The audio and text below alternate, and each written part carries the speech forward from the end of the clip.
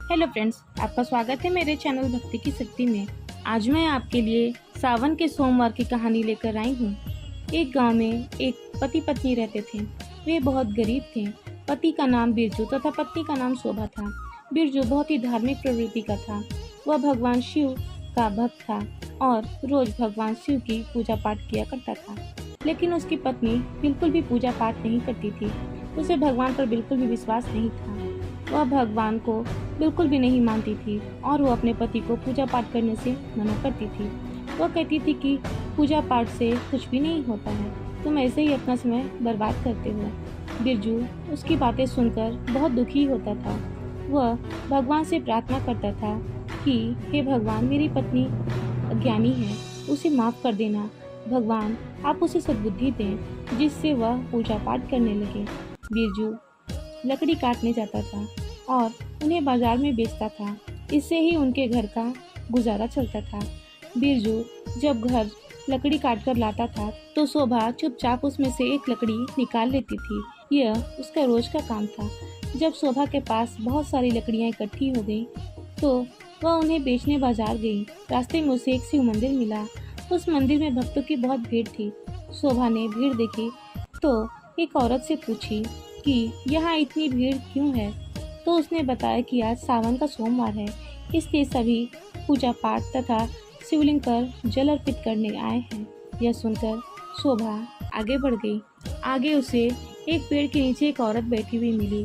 उसने शोभा से कहा, क्या तुम मुझे कुछ पैसे दे सकती हो? उसकी हालत देखकर शोभा को उस पर दया आ गई और शोभा ने उस औरत से पूछा, तुम पैसों का क्या करोगी? तुम्हें खाना चाहिए क्या? तब उस औरत ने कहा, हाँ, मैंने 2 दिनों से कुछ खाया तो नहीं है, मुझे भूख भी लगी है, पर मैं ये पैसे खाने के लिए नहीं मांग रही। इन पैसों से मैं पूजा का सामान खरीदूंगी और भगवान शिव की पूजा करूंगी। आज सावन का सोमवार है।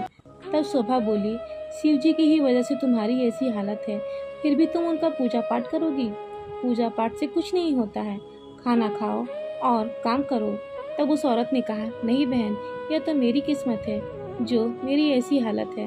मैं तो शिव जी का पूजन इसलिए करना चाहती हूँ क्योंकि शिव जी की कृपा से मेरा ये जन्म और अगला जन्म भी सुधर जाए। तब उस औरत ने बताया कि मैं इसी गांव की जमींदार की बेटी थी और मेरे पिता ने मेरी शादी बड़े घर में की थी। मैं बहुत घमंडी हुआ करती थी। एक बार सावन के सोमवार के दिन मेरी नौकरानी ने व्रत रखा था और वह पूजा करके भगवान शिव का प्रसाद मुझे देने आई। मैंने अपने घमंड के कारण नौकरानी का दिया हुआ प्रसाद फेंक दिया। मैंने उसे खाया नहीं, जिससे भगवान शिव नाराज हो गए और एक दिन हमारे घर में चोरी हो गई। सब पैसा और सामान चोर ले गए। हमारे पास कुछ भी नहीं बचा और मेरे पति भी बीमार पड़ गए। इसलिए मैं भगवान शिव का पूजा पाठ करती रहती हूँ। उस औरत की बात सुनकर शोभा को बहुत आश्चर्य हुआ और वो चुप हो गई। तब उस औरत ने कहा, क्या बात है बहन? तब शोभा बोली, मेरे पति रोज मुझसे पूजा करने को कहते हैं, लेकिन मैं उन्हें मना कर देती हूँ। तुम्हारी एक भूल के कारण तुम्हें इतना कष्ट मिला, तो सोचो मेरा क्या होगा।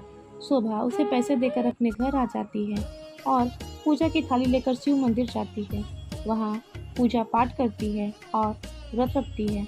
अब शोभा हर रोज मंदिर जाया करती है और पूजा पाठ करती है।